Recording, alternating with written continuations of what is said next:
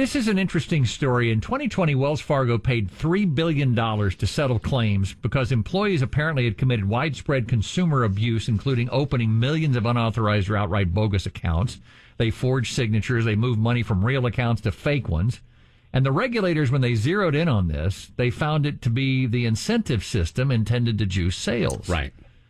I have often had this conversation in places that I've worked, and I said, bonus structures and things like this. And I've always been told for years, well, we don't do bonuses here because people will come to expect it.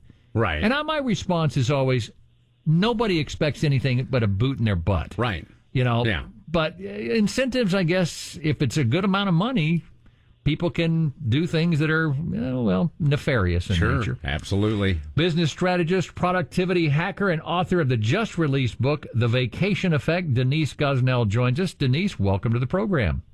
Thank you so much for having me. Incentives are a good thing, aren't they? Yeah, in general they are, as long as they're designed well and, not ripe for abuse, of course. How do you design it well, though? What do you have to do? I mean, bottom line is an incentive is I can make more money if. Well, that seems like it's basic with everything. That's what Wells Fargo did. I think that the problem Wells Fargo got into is that they didn't put additional measures in place like they could have had it where you only qualified after, somebody did a direct deposit into the account for 90 days or, so much money was in the account for a period of time, to offset the ripe for abuse. Like Amazon does, with Amazon verified reviews and things like that. Yeah. Is this something that companies are worried about, that their employees might go down the wrong path? Yeah, it's definitely been an obstacle, but I think we have to look at the fundamental problem of why people are working the system when most people are fundamentally good until they get to a point where they feel like they're being abused and pushed too hard, and then they resort to things like this. And don't get me wrong, I'm not condoning that kind of behavior. But, we also have to look at where corporate America is to blame for just the way we operate. Well, then is there a happy medium? And if there is, how do we achieve that? Yeah, I think the first thing is you have to hire great people. But the second thing is you have to stop treating people like they're robots. Like we're not in the pre-industrial revolution. We've got technology. If somebody can get a lot of great results in half the time, they deserve to be rewarded for that instead of being micromanaged and punching a time clock. And then you have to find ways to reward them that are not so easy to abuse, like the Wells Fargo one was. I got to be honest with you. I have come to the conclusion, just talking with people who work in various places in various industries, that most people can get their job done in half the time. Yeah, it's not. We work an 8-hour day, but most people get their job done in 4 hours and spend the other 4 hours, various activities on Facebook and things like this. And I don't know how you encourage people to work harder when they always feel like they're doing whatever they're doing, even if it's more money. A lot of folks would say, hey, I can get my job done in 4 hours. How about if I go home?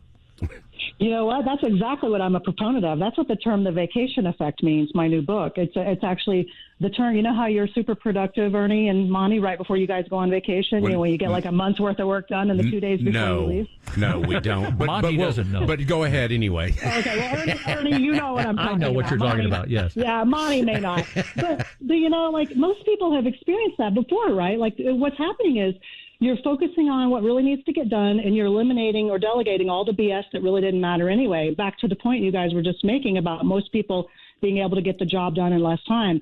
I believe we can make that same productivity and, focusing on results, not time spent, a way of life, and that business owners and employees both deserve to bear the fruits of that. Denise, I wanted to ask you, too, since the pandemic, a lot of things have changed in the workplace, including a lot of folks working from home. A lot more businesses are trying to be more flexible, offering shorter weeks, 10-hour days, 4 days a week instead of 5 days at 8 hours. And it seemed like there's some ideas out there. Any of these going to catch on long term?